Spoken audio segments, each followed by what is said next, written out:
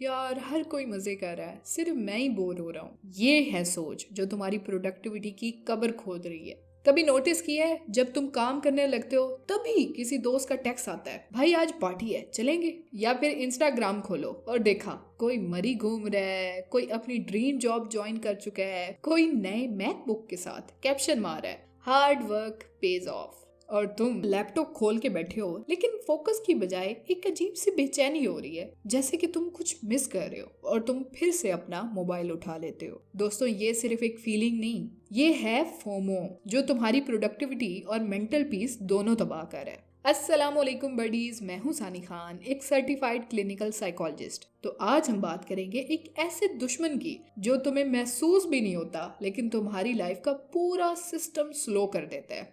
FOMO यानी fear of missing out. अगर तुम्हें लगता है कि दुनिया मजे कर रही है और तुम पीछे रह गए हो, तो वीडियो एंड तक जरूर देखना, क्योंकि आज हम इस प्रॉब्लम का सलूशन निकालेंगे। नंबर 1, सोचो तुम एक बकेट भर रहे हो, लेकिन उसमें छोटे छोटे होल्स हैं। पानी कभी फुल होगा? नहीं ना। बस यही फोमो तुम्हारी एनर्जी के साथ करता है। तुम फोकस किसी और चीज पे करते हो, लेकिन अटेंशन हर जगह लीक हो रही होती है। तो इसलिए हर रोज सुबह एक फोकस टाइम सेट करो, जहां फोन, नोटिफिकेशन और हर डिस्ट्रैक्शन को एरोप्लेन मोड पे डाल दो। अपना माइंड फुल फोकस के साथ उस वक्त एक काम पे इन्वेस्ट करो। नंबर 2, इंस्टाग्राम देखकर लगता है कि सबकी लाइफ परफेक्ट है, पर सच ये है दोस्तों कि कोई भी अपने फेलियर्स पोस्ट नहीं करता। जिसको जॉब मिल गई है वो दिखा रहा है, जो रिजेक्ट हुआ वो चुप है, जो मरी घूम रहा है वो दिखा रहा है, जो वहां जाने के लिए ओवर टाइम पे ओवर टाइम कर रहा है वो चुप है।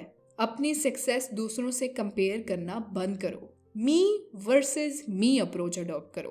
तुमको सिर्फ और सिर्फ अपने कल के वर्जन से बेहतर बनना है।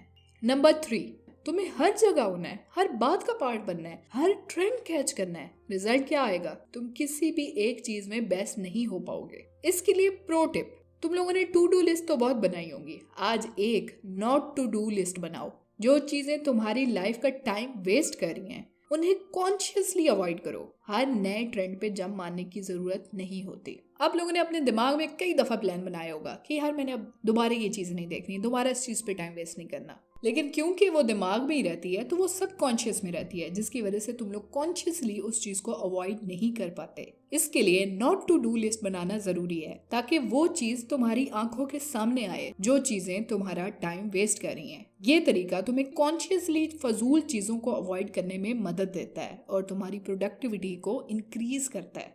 नंबर 4, माइंड को ये समझाओ कि मैं सब कुछ नहीं कर सकता। तुम्हारी जिंदगी कोई एक नेटफ्लिक्स सब्सक्रिप्शन तो नहीं है जो हर ट्रेंडिंग शो देखना जरूरी है, हर इवेंट पे जाना जरूरी है, हर अपॉर्चुनिटी ग्रैब करना जरूरी है, हर नया स्किल सीखना जरूरी है। सब कुछ एक साथ नहीं हो सकता।